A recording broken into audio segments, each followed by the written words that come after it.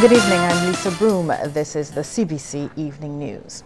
Minister of Education Ronald Jones says sexual abuse of school-aged children is a matter which needs to be strongly addressed. At the time, he was speaking at the Hilton Hotel during the opening of a two-day symposium entitled Let's Talk Child Sexual Abuse. It was hosted by the Ministry of Education, Science and Technology in conjunction with UNICEF for school teachers.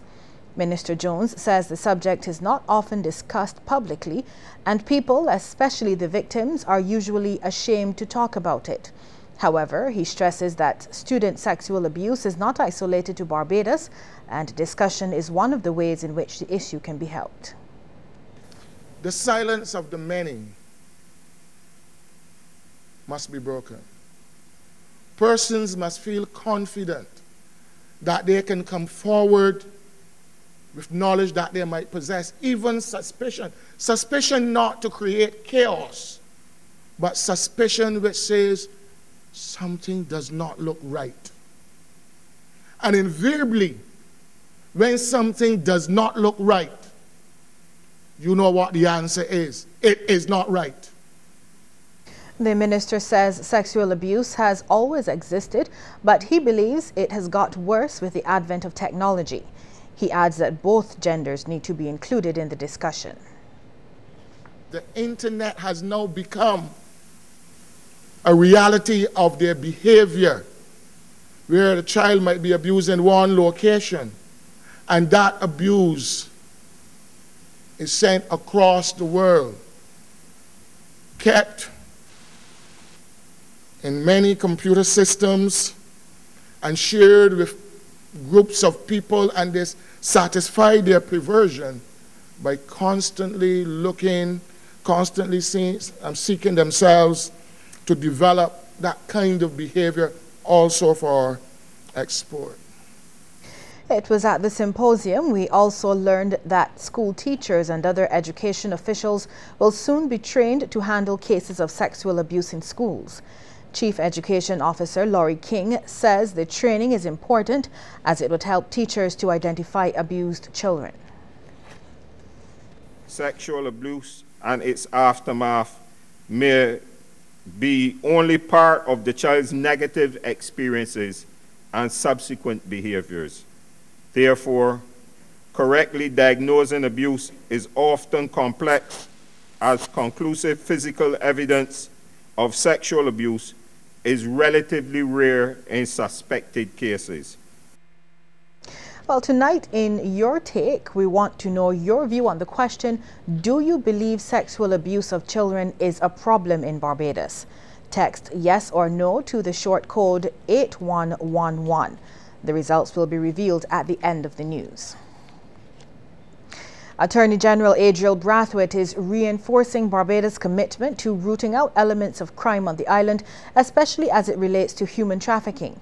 He spoke about the issue as he welcomed U.S. and regional delegates gathered for a Caribbean Basin Security Initiative, or CBSI, Technical Working Group on Law Enforcement Matters at the Accra Beach Hotel, while also pointing out that gun crime and trafficking of illegal drugs as issues which local lawmen are grappling with. The AG says policymakers here and across the region need to come up with a more comprehensive strategy to address the issue of human trafficking. All of us should accept our responsibility to ensure that we do all that is possible to remove trafficking from these shores. I had the government committee that was established about 2 years ago to address the issue of trafficking of persons.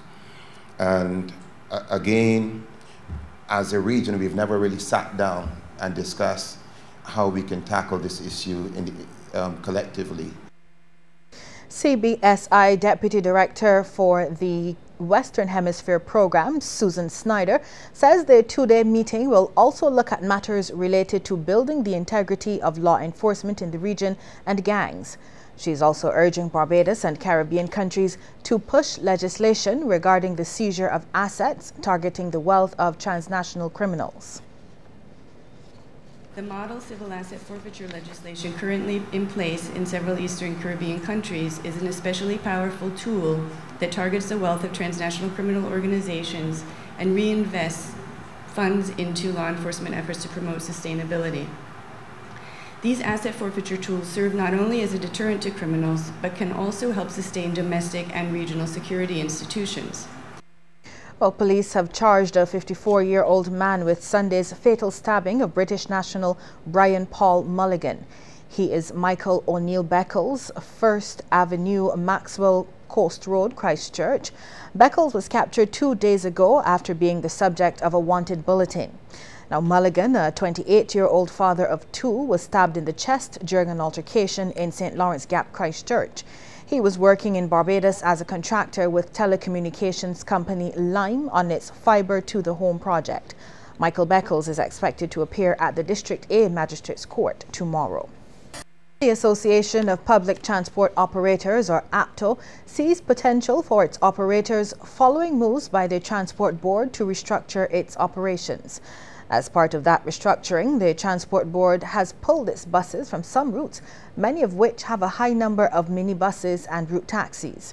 Interim Chairman Maurice Lee, however, notes PSVs are limited to routes given to them by the Transport Authority.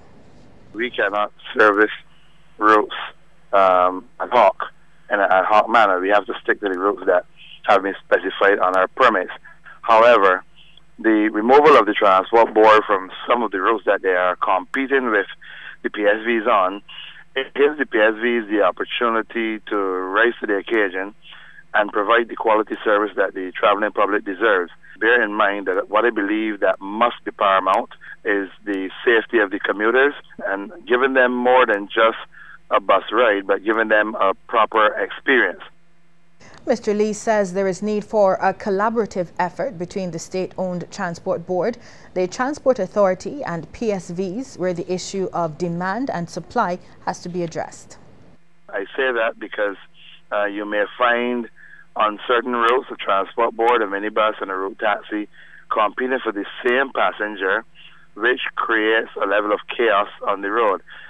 So therefore, once the issue of demand and supply is addressed, I believe that it could create smooth transition, but at the same time, we are also mindful that the Transport Board still has to exercise the responsibility of commuting the physically challenged, the senior citizens and the school children that they've already committed themselves to free of cost. The private sector does not have the luxury to do that. The late issuance of notices for the payment of the new municipal solid waste tax has resulted in an extension of the June 30th deadline until next month. This is according to Revenue Commissioner of the Barbados Revenue Authority, Margaret Sivers. It's an extended date, not a new date. The date for payment has been extended as a result of the lateness of issue of the bills. The invoices, the Minister has agreed that the date for payment will be extended to July 28th, so that the paying public will have until July 28th to pay without there being any penalties being applied. Sivers says the distribution process has already started. Distribution of the assessment notices, that will be done between today and tomorrow. And because of this delay, we have extended the payment date for the additional 3 weeks to accommodate, because we know the paying public would have expected a 4-week, at least 30 days. So we are facilitating by extending to July 28th.